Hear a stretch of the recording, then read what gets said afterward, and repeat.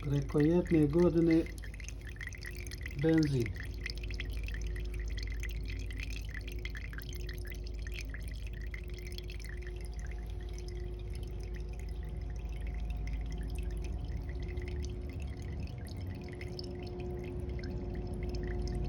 Znači kad stoji u rezervaru normalno i u karburator.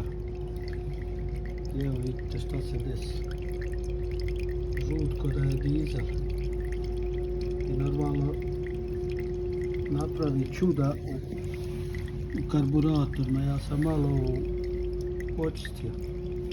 To je bilo katastrofa, ali ovo je dobro, ovo je novo, malte ne. Sa kakim se ja susrećem. Kad dođe mi kosilica ili nije bitno motorka, trimerka i tako. Ovo su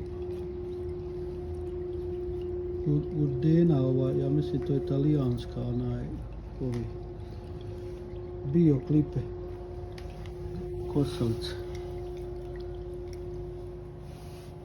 Koje sitne melju ili tako nešto.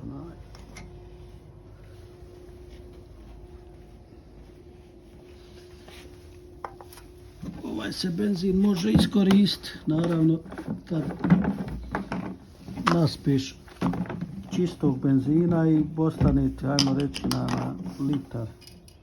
Ovako i samo ga pomiješaš poslije.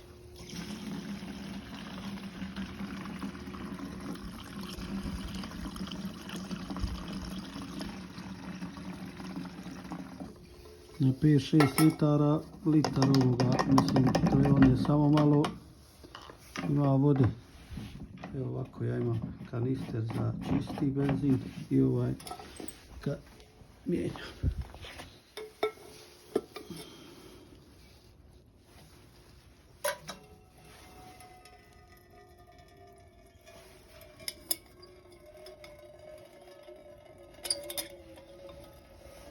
Mislim da je do vode, mada ja sam laik za ove stvari, ali razumijem se, popravljam, radim i skoro mi jedan Holanđanin kaže da čovjek je automehaničar i električar i radi ovdje u Danskoj, hajmo reći Audi,